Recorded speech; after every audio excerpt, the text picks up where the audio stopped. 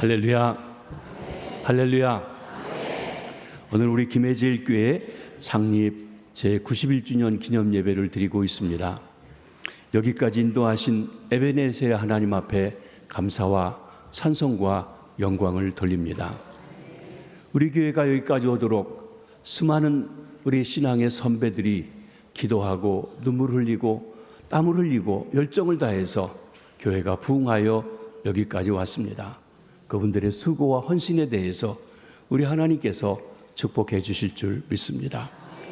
아울러 이번 성전 건축과 함께 현재에도 맡은 사역을 힘써 사역하시는 분들 더욱 힘써 끝까지 충성하시기를 바랍니다. 하나님께서 우리 다음 세대에 놀라운 축복을 부어주시고 우리에게 부흥의 문을 활짝 열어주시는 귀한 역사가 있으시기를 바랍니다. 우리 김해제일교회는 1927년 9월 15일 김병우 씨 집에서 성도들이 모여 예배드림으로 시작되었습니다. 저는 우리 김해제일교회가 오늘 본문에 나오는 빌라델피아 교회 같이 형제의 사랑이 넘치는 교회, 건강한 교회, 열린 문이 있는 교회가 되기를 바래 이 말씀을 함께 살펴보려고 합니다. 필라델피아라고 하는 말은 본래 필로스라고 하는 말과 아델포스라고 하는 말이 합쳐진 말입니다. 그리스 말에는 사랑이라고 하는 말이 네 가지의 다른 말로 사랑을 설명합니다.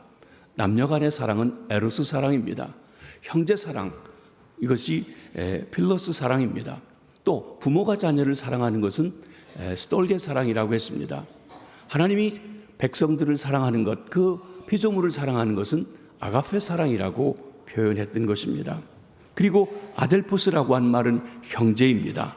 필로스, 우리가 음악을 사랑하는 사람들이 필하모닉 이런 교향악단 등 있습니다. 음악을 사랑한다 하는 사랑의 표현이기도 한 것입니다. 이렇게 사랑한다는 말과 아델포스라고 하는 말이 두 단어가 결합된 말이 형제사랑, brotherly love라고 하는 말인 것입니다. 이 말이 유래하게 된 것, 그리고 이 지역에 이름이 붙은 데에는 다음과 같은 이야기가 있습니다. 페르가몬 왕국 시대에 이 지역을 통치했던 에우메네스 2세는 전쟁에 나갈 때마다 정치와 군사 지식이 탁월했던 동생 아달로스에게 내정을 맡겼다고 합니다. 그래서 당시 로마는 국민의 지지를 받았을 뿐만 아니라 인기도 높았던 동생 아달로스를 왕위에 오르게 해서 이용할 목적으로 그를 충동질했습니다. 그러나 동생 아달로스는 이론자에 거절하고 형인 왕에게 충성을 끝까지 다했다고 하는 것입니다. 이것을 가리켜서 세상 사람들은 아달로스의 형제 사랑이라 부르게 되었고 그 지역을 필라델피아, 형제 사랑이 있는 지역이라고 그렇게 이름을 붙였다고 하는 것입니다. 필라델피아는 사대에서 동남쪽으로 48km쯤 떨어져 있는 고원 도시입니다. 고가무스의 작은 강에 인접하여 땅이 비옥하고 포도주 생산으로 유명했던 곳입니다. 필라델피아 교회가 어떻게 시작되었는지는 알려진 바가 없습니다. 필라델피아 교회에 나타난 주님의 모습은 어떠합니까? 오늘 본문 7절 말씀을 한번 같이 살펴보십니다. 시작. 필라델비아 교회의 사자에게 편지하라. 거룩하고 진실하사 다윗의 열쇠를 가지시니 곧 열면 닫을 사람이 없고 닫으면 열 사람이 없는 그가 이르시되. 각 교회에 나타난 예수님의 모습이 그 교회의 문제를 해결하기도 하고 어떤 교회인지를 설명해 준다고 말씀드렸습니다. 필라델피아에 나타난 교회의 주인 되신 우리 주님 예수 그리스도는 거룩하고 진실하신 분이라고 말씀하고 있습니다. 거룩하다, 죄와 무관하다, 허물이 없다, 또 우리 인간과는 차원이 다른 분이다 라고 하는 말씀인 것입니다. 진실하다, 거짓이 없다, 순수하다, 신뢰할 만하다, 믿을 수 있는 분이시다 라고 한 것입니다. 그렇습니다. 우리 주님 예수 그리스도께서는 약속을 반드시 성취하시는 신실한 분이십니다. 거짓이 없으신 분입니다. 그리고 믿을 만한 분이신 것입니다. 우리 성도들 하나하나가 주님을 닮아가야 합니다. 내가 거룩하니 너희도 거룩하라고 하신 것처럼 거룩해야 합니다. 주님의 진실하심처럼 진실해야 합니다. 주님의 신실하심처럼 믿을 수 있는 사람들이 되어야 합니다. 교회 참된 부흥은 숫자가 많이 모이는 것이 아니라 우리 한 사람 한 사람들이 거룩해지고 진실해지고 신실해지는 것임을 말씀해 주고 있는 것입니다. 두 번째, 교회 주인이신 우리 주님 예수 그리스도는 다윗의 열쇠를 가지신 분이라고 했습니다. 열쇠는 권위를 이야기합니다. 여러분, 이 교회에 마스터키를 가지신 사람이 있어요. 사실은 저도 아니고 우리 관리하신 분이세요. 어느 분이든지 어느든지 다 다닐 수 있는 그 키를 가졌습니다. 그 사람에게 모든 걸 관리할 수 있는 권한을 맡긴 겁니다. 책임을 맡겼습니다. 아무나 막 들어다니는 것 아니라고 하는 것입니다. 이사야서 22장 15절로 25절에 보면 엘리야김이 다윗의 집 열쇠를 맡아 다윗의 집 전체를 관리하는 권세를 행할 수 있게 되었던 이야기가 있습니다. 다윗이 엘리야김에게 자기 키를 맡기고 모든 걸 관리하게 했습니다. 본문에서 다윗의 열쇠는 다윗의 집, 다윗의 후손, 다윗을 통해 이루신 하나님의 나라, 그것을 이야기합니다.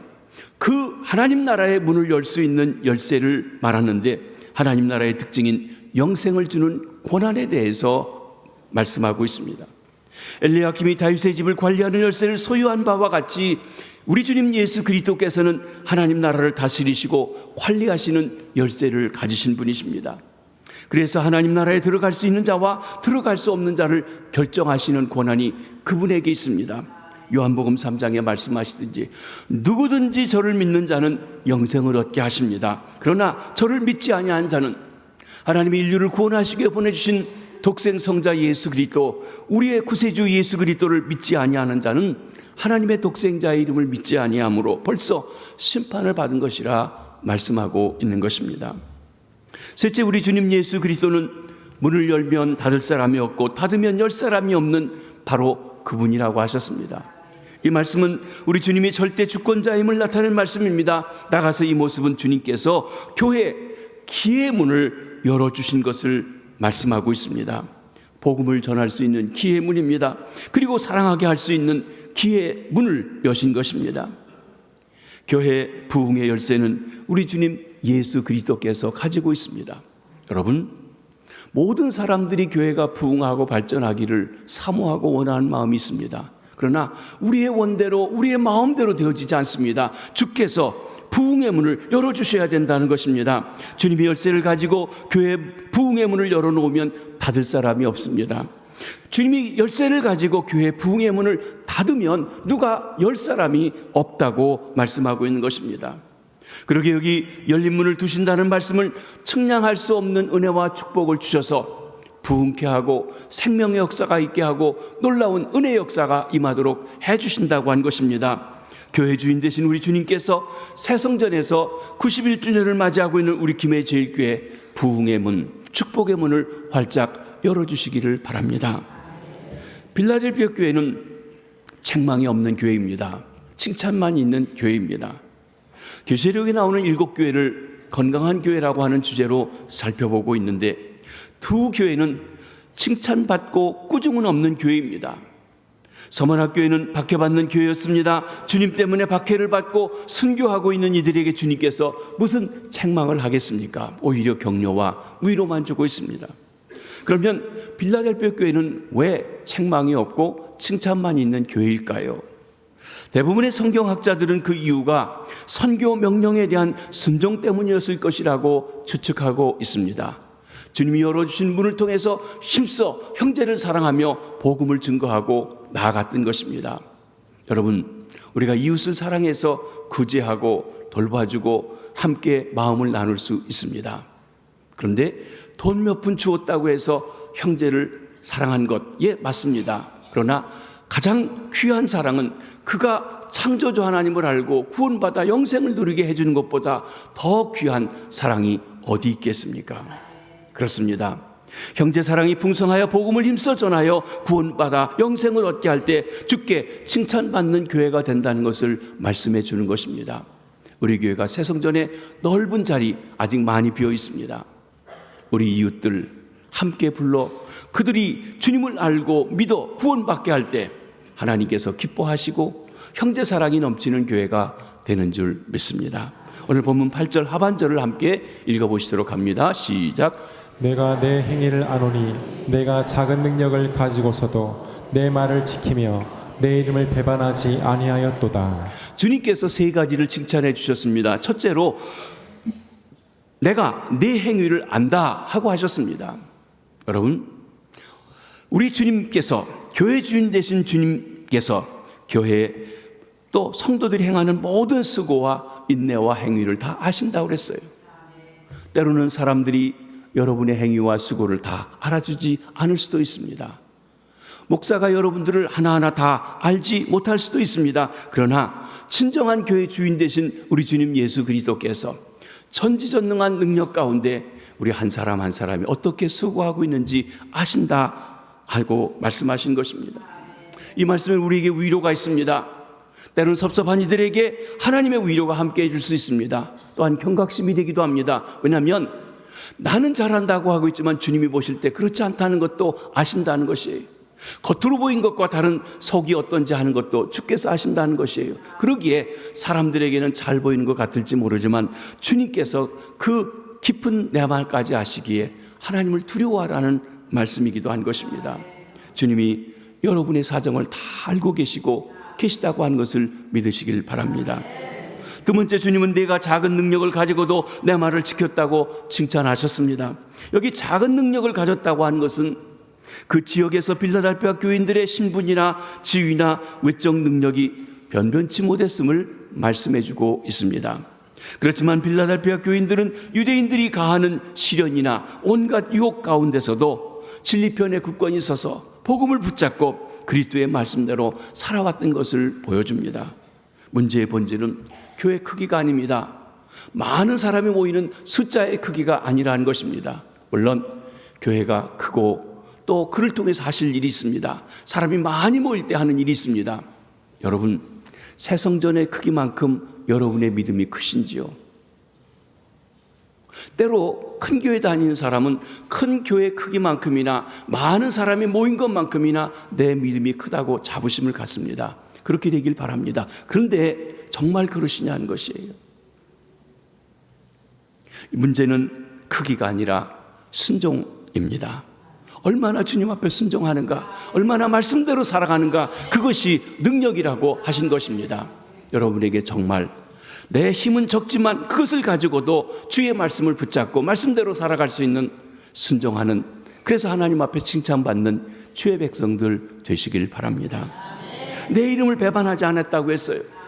빌라델피아 교인들 환난 중에도 작은 능력을 가지고서도 주님을 배반하지 않았습니다. 사회생활이 어려웠습니다. 박해를 받습니다. 예수 믿는 것 때문에 힘듭니다. 그러나 작은 능력을 가지고도 그 주님을 붙잡고 살아감으로 배반하지 않았다고 했습니다. 이 모든 사실을 주님이 아시고 칭찬하고 계신 것입니다. 그런 빌라델피아 교회에 주님이 특별한 약속을 주시고 계십니다. 내가 네 앞에 열린 문을 두리라. 첫 번째 약속입니다. 8절 상반절 말씀을 한번 보십니다. 시작. 볼지어다 내가 내 앞에 열린 문을 두었을 때 능히 닫을 사람이 없으리라. 여기 열린 문을 두셨다는 말씀은 측량할 수 없는 은혜와 축복을 부어주신다는 것입니다. 문이 열려 있습니다. 축복의 문이 열려 있습니다. 성경에 보면 여러 가지 문들에 대해서 말씀하신 것이 있습니다. 요한복음 10장에 보면 구원의 문이 있습니다. 우리에게 구원의 문이 활짝 열려지길 바랍니다. 전도의 문이 있습니다. 골로새서 보면 바울 사도가 골로새 교인들에게 부탁합니다. 우리에게 전도의 문이 활짝 열리기를 기도하라고 말입니다. 하늘의 문이 있습니다. 예수님께서 세례받을 때 하늘 문이 열리고 천사가 하늘에서 음성이 들려오고 그리고 성령이 비둘기같이 임하시는 역사가 있었습니다. 또한 스데반이 죽을 때 하늘 문이 열리고 인자가 하나님 보좌 우편에 서서 자기를 맞이하는 일을 보았습니다. 하늘 문이 열리고 놀라운 축복의 역사입니다. 축복의 문이 있습니다. 하나님께서 그를 믿고 의지하는 자에게, 말라기서 본 11조를 드리는 자에게 하늘 문을 여시고 축복해 주신다고 약속해 주신 것입니다. 사랑하는 성도 여러분, 주님이 우리에게 열린 문을 두시면, 구원의 열린 문, 전도의 열린 문, 하늘의 열린 문, 축복의 문을 열어주시면 능히 닫을 사람이 없을 것이라고 했습니다. 그런 축복이 우리에게 임하시기를 바랍니다. 그 다음에 두 번째로는 내가 너희를 사랑하는 줄 알게 하겠다 그랬습니다. 9절 말씀을 한번 보십니다. 시작. 보라 사탄의 회당 곧 자칭 유대인이라 하나 그렇지 아니하고 거짓말하는 자들 중에서 며칠 내게 주어 그들로 와서 내 발 앞에 절하게 하고 내가 너를 사랑하는 줄을 알게 하리라. 빌라델피아 교인들이 유대인들과 갈등이 있었습니다. 유대인이 누구입니까? 자신들이 아브라함의 후손입니다. 하나님의 백성이었습니다. 할례받은 자들입니다. 그런데 그렇게 하나님의 약속을 기다렸던 이들이 막상 하나님의 아들 독생자 예수 그리스도께서 메시아가 오셨지만 믿지 않았습니다. 받아들이지 않았습니다. 그러면서 스스로는 하나님의 백성이라고 합니다. 하나님은 그들에 대해서 뭐라고 하십니까? 자칭 하나님의 백성이지만 유대인이지만 사탄의 회라고 마귀의 모임이라고 그렇게 말씀하고 계신 것입니다. 하나님께서 구원하기 위해서 보내주신 메시아를 믿지 아니하는 공동체는 사탄의 회당이라고 말하고 있는 것입니다. 그들에 대해서 심판하시겠다고 하셨습니다. 그런데 그들이 친정 하나님의 아들을 믿는 공동체를 핍박하고 있습니다. 그래서 예수님께서는 예수 그리스도의 메시아 되심을 부인하는 혈통적 유대인들을 징계하시고 심판하셔서 이면적인 영적인 유대인들인 그리스도인들이 하나님의 사랑을 받고 있음을 드러내 보여주시겠다고 말씀하신 것입니다. 그렇습니다.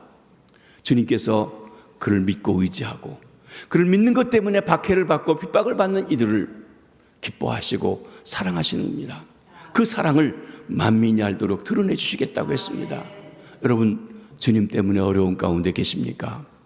주께서 여러분을 사랑하심을 만민이 알도록 드러내 주실 날이 있음을 믿으시길 바랍니다. 세 번째로 너를 지켜 시험의 때를 면케하리라 하십니다. 10절 말씀을 한번 보십니다. 시작. 내가 나의 인내의 말씀을 지켰은즉 내가 또한 너를 지켜 시험의 때를 면하게 하리니 이는 장차 온 세상에 임하여 땅에 거하는 자들을 시험할 때라. 내가 나의 인내의 말씀을 지켰은즉, 즉 인내로서 죄 많은 세상에 모순을 극복하신 그리스도를 본받아 인내하라고 하는 말씀이기도 합니다. 여러분, 우리가 생각하는 공의와 질서를 따라 예수님의 사건을 보면 이해가 되지 않습니다. 하나님이 사람이 되셨다는 것, 또 그분이 와서 가르치시는데도 듣지 않는 일들, 또 십자가에 달려 죽으신 그 과정의 이야기도 도대체가 이상해 보입니다. 역설적입니다. 그런데 그 모든 것을 인류 구원이라고 하는 그 일을 위해서 참고 인내하시고 승리하셨습니다. 그 주님을 바라보고 주님이 걸어가신 길을 뒤따라가는 인내를 가지고 나가라고 하신 것입니다. 장차 온 세상을 심판할 때가 올 것입니다. 우리 주님이 처음 오신 것은 우리를 구원하러 오셨지만 다시 오실 때는 심판하러 오십니다. 하나님의 진노가 임하실 그때입니다. 그런데 우리가 주님을 믿고 섬길 때 예수님 때문에 복음 때문에 박해를 받고 핍박을 받지만 주님이 다시 오셔서 심판하실 때 주 때문에 복음 때문에 박해를 받은 사람들에게 그 심판을 하나님의 진노를 면하게 해주시겠다고 약속해 주시는 것입니다. 이때는 땅에 거하는 사람들을 시험할 때입니다. 요한계시록에서 땅에 거하는 자들은 그리스도를 부인하고 교회를 대적하는 세상 사람들을 가리켜 말하고 있습니다. 그러기에 본문에서 시험할 때는 세상 사람들을 심판할 하나님의 진노의 때를 가리키는 것입니다. 오늘 그리스도인들이 복음 때문에 박해를 받고 어려움을 받고 조롱을 받지만 우리 주님께서 세상을 심판하실 때 진노를 쏟아부으실 때 거기서 우리를 건져주시고 그 진노를 당하지 않도록 하나님께서 구원해 주시겠다고 약속하신 것입니다. 여러분, 그렇기 때문에 우리가 힘들어도 복음을 지키고 그리스도를 의지하고 힘써 주 앞에 믿음으로 나가시게 되기를 바랍니다. 넷째로 빌라델피아 교회에 주시는 권고의 말씀이 있습니다. 11절 말씀을 함께 보십니다. 시작. 내가 속히 오리니 내가 가진 것을 굳게 잡아 아무도 내 면류관을 빼앗지 못하게 하라. 내가 속히 오리니, 여기 주님께서 오신다는 것은 심판주로 오심을 얘기합니다. 다시 오시는 재림을 가리켜 말씀하십니다. 속히 온다, 언제일지 모르는 시간을 이야기할 때 사용하는 용법이 속히 온다는 것입니다. 우리는 속히 온다고 할 때 연대적으로 생각합니다. 1년 후, 그건 오랜 시간이지. 100년, 1000년, 예수님이 속히 오신다고 하고도 1000년도 넘었는데, 2000년 넘었는데. 그런데 여러분, 그것은 우리식 방법입니다. 성경의 속히라고 하는 것은 언제일지 모릅니다. 예수님이 언제일지 오실지 아시는 분이 있습니까? 없습니다. 저와 여러분이 언제 주 앞에 갈지 아시는 분이 있습니까? 없습니다. 오늘일 수도 있고 내일일 수도 있습니다. 긴박합니다. 석희입니다. 그게 성경이 말하는 석희입니다. 도적이 오는 것 같다고 말씀하시기도 했습니다. 언제일지 모른다는 시간인 것입니다. 우리 주님 예수 그리스도는 악한 자들에 대한 공의의 심판을 목적하여서 이 땅에 오실 것입니다. 그러나 본문에서 심판의 경고가 아닌 충성된 빌라델피아 교인들을 향한 축복의 재림을 약속하십니다. 우리 주님이 다시 오실 때 그를 믿고 의지하고 복음 때문에 헌신하고 수고했던 이들에게는 상급을 주실 것입니다. 그러기에 우리는 주님의 재림이 두려운 것이 아니라 아멘 주여 어서 오시옵소서 기다리고 있는 것입니다. 그러나 주님을 없다고 하고 모르고 자기 마음대로 살던 이들에게는 무서운 진노의 심판의 때가 된다는 것입니다. 주님 예수께서는 주님이 정하신 시간에 다시 오셔서 악인들을 심판하시고 주를 믿고 의지하는 성도들을 구원하시고 축복하러 오십니다. 여러분, 다시 오실 주님을 소망하시면서 날마다 우리의 삶에서 깨어 언제일지 모르는 그 시간, 언제 다시 오실지 모르는 시간, 언제 내가 주 앞에 갈지 모르는 긴박한 시간 속에서 늘 깨어 주님을 섬기시는 주의 백성들 되시기를 바랍니다. 그때를 바라보며 내가 가진 것을 굳게 잡으라 말씀하십니다. 빌라델피아 교인들은 적은 능력을 가졌음에도 불구하고 유대인들이 그들에게 가하는 시련, 온갖 유혹들, 그리고 박해들을 다 물리치고 진리편에 굳건히 서서 하나님의 말씀대로 살았습니다. 그리스도의 말씀대로 살았습니다. 주의 말씀을 지키며 주의 이름을 배반하지 아니했던 것입니다. 이러한 그들에게 주님께서는 권면하고 계십니다. 너희가 받은 진리, 너희가 가지고 있는 믿음, 너희가 받은 은혜가 많든 적든지 간에 그것이 굳건하게 붙잡아서 놓치지 말고 굳게 잡으라고 하십니다. 십자가 단단히 붙잡으라고 말씀하십니다. 믿음을 더욱 공고히 해야 합니다. 때로 우리는 박해에서는 굳건히 십자가를 잡는데 편안하고 살만하고 하게 되면 안일해지고 졸고 자고 나태해지는 경우도 있습니다. 굳게 잡아야 합니다. 십자가 붙들고 나가야 합니다. 믿음을 더욱 공고히 해야 한다고 한 것입니다. 사랑하는 성도 여러분, 진리 때문에, 복음 때문에, 하나님 말씀 때문에 박해받고 핍박을 받으십니까? 가진 것을 굳게 잡으십시오. 우리 주님께서 속히 다시 오셔서 상급을 주실 것입니다. 면류관을 주실 줄 믿습니다. 그리고 아무도 내 면류관을 빼앗지 못하게 하라고 했습니다. 면류관, 경기장에서 승리한 선수에게 주어지는 상입니다. 근데 신앙의 경주에서는요, 남의 그 비교해서 1등한 사람에게만 주는 게 아니에요. 누구든지 그 신앙의 경주를 다한 사람은 면류관을 받습니다. 그런데 그러기 위해서는 끝까지 결승전까지 달려가는 일이 필요한 것입니다. 여러분, 이제 얼마 남지 않았습니다. 근데 이런 박해가 있습니다. 저런 유혹이 있습니다. 이리 갈까 저리 갈까 합니다. 그때 내 앞에 있는 면류관을 놓치지 않도록, 흔들리지 않도록 굳건히 붙잡고 나가라고 하신 것입니다. 마찬가지입니다. 빌라델피아 교인들도 지속적인 영적 무장을 통해서 환난과 핍박 속에서도 인내로 말씀을, 진리를, 복음을 지켜서 승리해야 됨을 말씀해 주고 있습니다. 사랑하는 성도 여러분, 때로 우리가 세상에서, 험한 세상에서, 요즘 여러 가지로 되어가는 일들 속에서 참 진리를 붙잡고 말씀을 붙잡고 산다는 것이 쉽지 않을 수 있습니다. 먹고 살기 어려운 세상에서 말입니다. 또 요즘처럼 종교다원주의가 된 세상에서 말입니다. 인권을 빙자해서 기독교를 박해하고 있는 현실의 세상에서 말입니다. 그러나 끝까지 진리를 붙잡아 끝까지 충성해야 면류관을 받을 수가 있습니다. 여러분이 받을 면류관을 빼앗기지 않도록 굳게 잡아 나가시게 되기를 바랍니다. 이기는 자에게 주시는 주님의 선언과 약속의 말씀이 이어지고 있습니다. 주님이 선언하십니다. 귀 있는 자는 성령이 교회들에게 하시는 말씀을 들을지어다. 7번 계속 나오는 말씀입니다.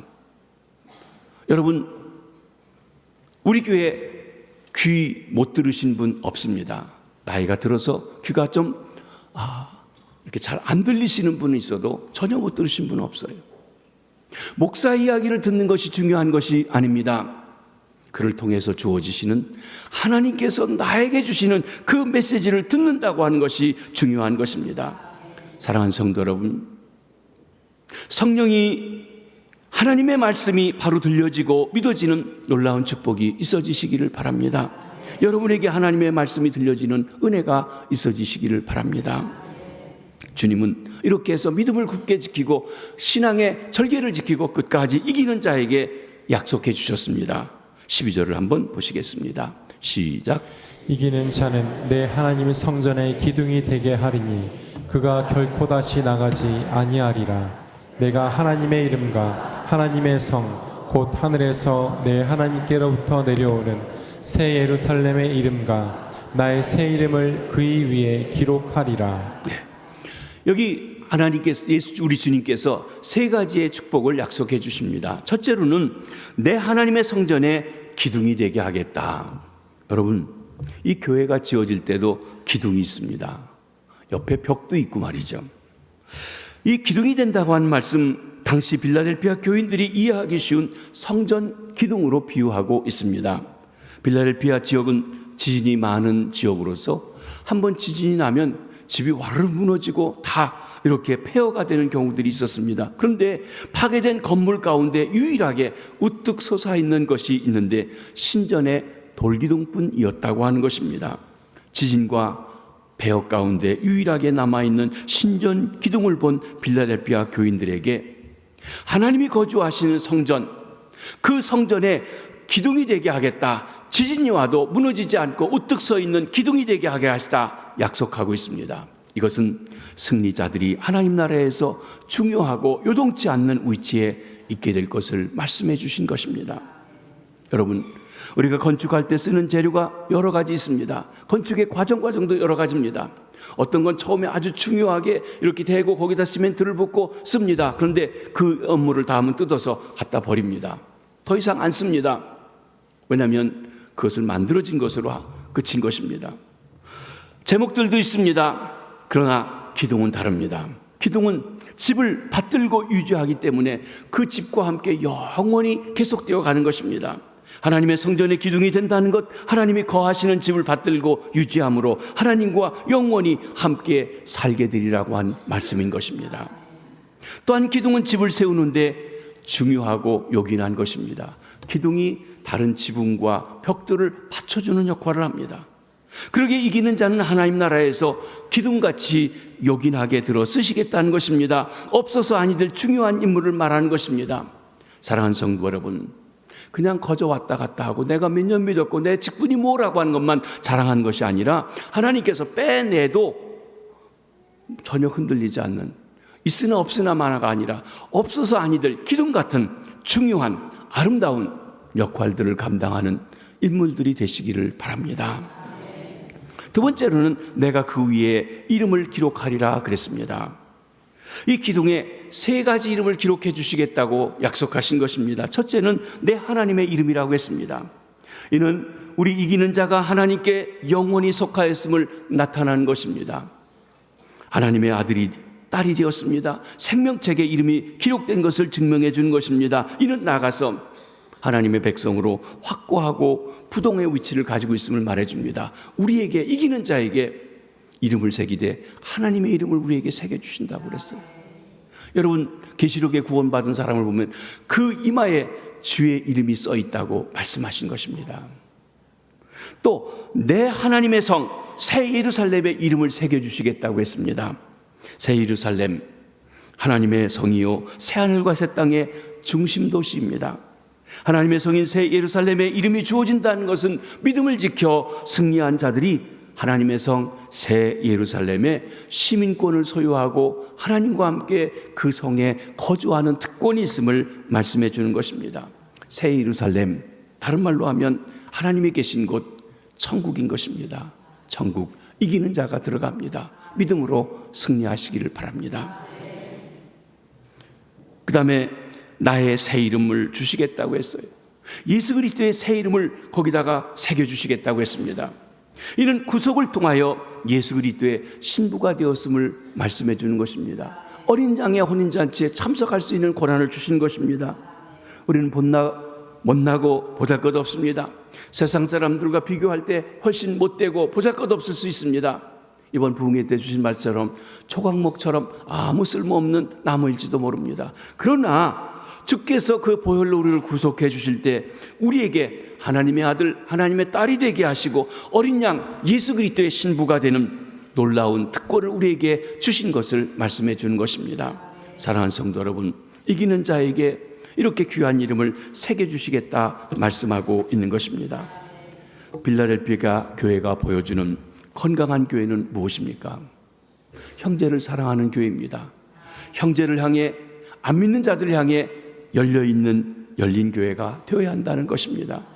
문제는 어떻게 91년 된 우리 김해제일교회가 빌라델피아 교회처럼 열린 교회가 될 수 있느냐라고 하는 것입니다.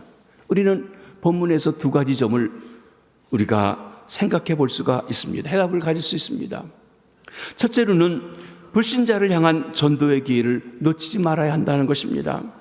형제 사랑의 극치는 복음을 전해 주어서 그들이 창조주 하나님을 알고 하나님과 교제하는 생명, 영생을 얻게 해주는 것입니다. 여기 이 교회 앞에 문이 열려 있다는 것, 문이 닫힐 수도 있음을 이야기합니다. 기독교 역사에 보면 모든 교회들이 복음 전도에 문이 열려져 있었던 것은 아닙니다. 어떤 때는 정말 문이 열려 있어서 그렇게 많은 사람들이 구름대같이 몰려들었지만 어느 순간에는 마치 문이 닫힌 것처럼 정말 개미새끼 한 마리 들어오지 않고 믿는 자가 없는 그런 시대가 올 수도 있다는 것을 말해주는 것입니다. 여러분, 오늘 그리고 지금 문이 열려 있다는 것, 기회를 주셨다는 것입니다. 열려진 기회를 잃지 말고 전도해야 합니다. 우리가 새 성전에 들어와서 힘써 전도하실 수 있게 되기를 바랍니다. 전도할 기회가 항상 있는 것이 아니기 때문에 그렇습니다. 기회 항상 있지 아니합니다. 거대 그리스 시대, 지금은 이탈리아 땅인 시라쿠사라고 하는 도시에 기의 여신 튜케의 동상이 서 있습니다. 그 모습은 여자인데 앞머리는 무성하지만 뒷머리는 대머리고 발에는 날개가 돋아있는 기묘한 모습을 가지고 있습니다. 그런데 동상 아래 다음과 같은 글귀가 새겨져 있다고 합니다. 그대의 앞머리가 무성한 이유는 내가 올 때 사람들이 쉽게 붙잡을 수 있도록, 그대의 뒷머리가 대머리인 이유는 한번 지나가면 다시는 붙잡기 어렵기 때문에, 그대는 왜 날개를 발에 달고 있는가? 더 빨리 사라지기 위해서. 그대의 이름은 기회. 그렇습니다. 기회가 왔는데 그걸 아주 잡을 수가 있어요. 그런데 이거 아니라고 생각하고 지나가면요, 못 잡아요. 날아가 버렸어요. 얼마나 빨리 가는지 몰라요. 여러분, 신랑을 잡는 것, 신부를 잡는 것도 기회가 있을 때 해야 돼요. 그런데 자기를 너무 높여보다가 기회를 놓치게 되면 그 다음에는 기회가 안 와요. 놓쳐버리고 못 잡게 돼 있어요.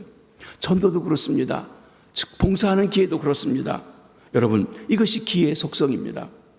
전도에 관한 한 결코 내일로 미루지 마시기 바랍니다. 하나님이 기회를 주셨을 때, 전도의 문을 열어주셨을 때 놓치지 마시기 바랍니다. 그리고 어떠한 방법으로든지 전도해야 합니다. 8월 25일 날 우리 김해에 있는 교회들이 함께 모여서 전도했습니다. 김해를 전도하자고요. 그 후에 뜻 있는 교회들이 매주 토요일 날마다 연제공원에서 또 거북공원에서 또 시내를 돌면서 전도하고 있습니다. 여러분, 우리가 힘을 내서 새 성전에 들어와 빈자리가 많은 이때 하나님께서 문을 열어주실 때 전도하여 생명을 전해주기를 바랍니다. 그것이 내 가족에게, 믿지 않는 이웃들에게 가장 사랑하는 길이에요.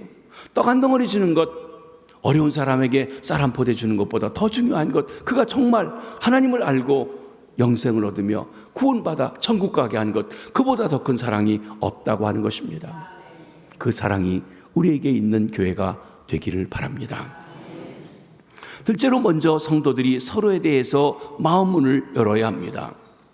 우리 성도들이 교회 밖에 세상에 나가 담대하게 전도하려면 먼저 우리 그리스도인 공동체 안에 세상에서 경험할 수 없는 사랑이 있어야 한다는 것입니다. 초대교회가 작은 힘으로 엄청난 영향을 발휘할 수 있었던 이유는 공동체 안에 사랑이 있어서 그렇습니다. 사랑이 들끓었기 때문에 그렇다는 것입니다. 그런데 이 사랑을 주일날 많은 사람들이 함께 보고 예배 보고 쑥 지나가는 것으로는 결코 사랑을 체험할 수가 없습니다. 여러분, 우리 같이 천여 명이 함께 예배드리고 그리고 나서 그 사람이 옆에서 무슨 생각하는지, 어떤 어려움이 있는지, 어떤 좋은 일이 있는지 아무도 알 수가 없습니다. 어디서 알 수 있습니까? 작은 그룹에서입니다. 목장에서입니다. 스몰 그룹에서입니다. 12명 미만의 목장이나 소그룹을 통해서 체험할 수가 있습니다. 목장이 많은 숫자를 가졌다고 좋은 게 아닙니다. 마음을 열고 충분히 내 삶을 나눌 수 있는 그 공동체가 되어야 그때 서로의 사랑을 확인하고 또 도와줄 수 있고 하나 될 수 있게 되는 것입니다. 그렇습니다.